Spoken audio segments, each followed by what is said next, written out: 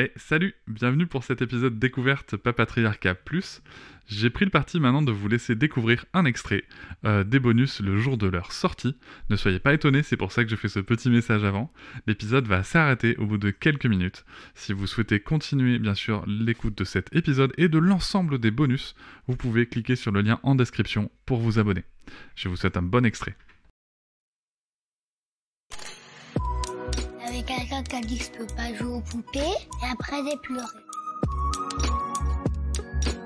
Bienvenue sur Papatriarcat, le podcast qui réfléchit à la parentalité au XXIe siècle pour l'affranchir du modèle patriarcal.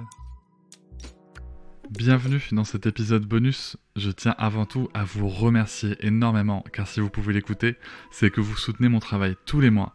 Et c'est grâce à ce soutien, grâce à cette énergie et à vos écoutes, que le projet Papatriarcat peut continuer, que ce soit en podcast ou sur d'autres supports. Et je vais maintenant vous laisser tranquillement découvrir ce contenu exclusif, et je vous souhaite une très bonne écoute. Salut Charline. Coucou Cédric. On fait comme si. On fait comme si on s'est rencontrés hier. Voilà. Merci beaucoup de revenir dans le podcast Papatriarcat pour ce bonus qui sera dans Papatriarcat Plus. Et on s'était quitté dans l'épisode général avec ton projet politique et social si tu étais en charge de mettre en place une formation et si j'ai bien compris aussi que l'éducation affective et sexuelle soit une matière à part entière à l'école. Tu peux nous raconter comment ça serait? Pourquoi c'est important aussi? En fait, je dis souvent aux gens, et je dis ça en ayant fait des études de statistique et d'économétrie, je demande souvent aux gens, au cours, depuis que vous avez le baccalauréat, combien de fois dans votre vie vous avez utilisé littéralement le théorème de Pythagore? C'est-à-dire combien de fois tu as eu besoin de mesurer la longueur de l'hypoténuse? Une seule fois.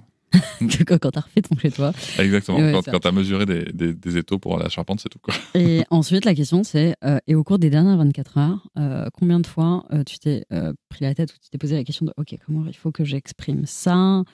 Enfin, comment je vais arriver à lui dire mon ressenti, mon besoin, ma limite, sans vexer la personne?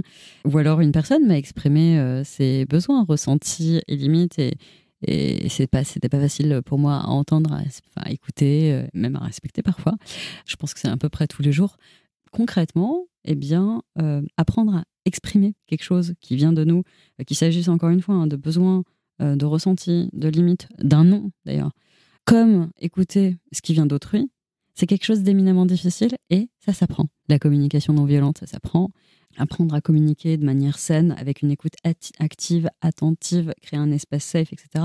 Tout ça, ce sont des choses qui s'apprennent et ce sont des choses tellement importantes qu'il y a un certain nombre de pays qui, déjà, dans leur programme scolaire, ont préféré privilégier cet apprentissage qui est ce savoir-être, on va dire, par rapport à des hard skills qui nous fascinent, nous, Français. C'est très important pour nous.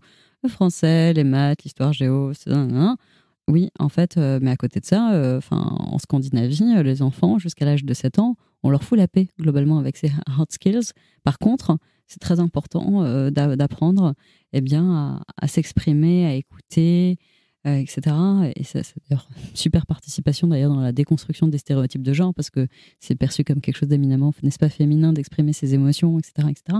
Donc en fait, oui, l'égalité, elle se construit aussi là-dessus, sur la déconstruction des stéréotypes de virilité et de masculinité toxique, n'est-ce pas? Apprendre à prendre soin des autres, le care, c'est pas quelque chose de féminin, c'est etc. C'est ce qui nous permet de faire société. C'est pour ça que c'est si important. Et c'est pour ça qu'avant même de commencer à apprendre quoi que ce soit, on va quand même nous apprendre à prendre soin de nous et des autres.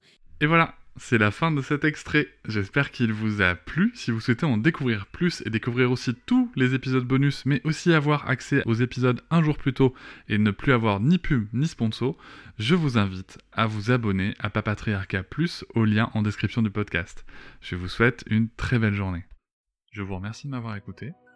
Je vous invite à vous abonner et nous pouvons aussi nous retrouver sur Facebook, Instagram et sur le blog papatriarcat.fr. À bientôt.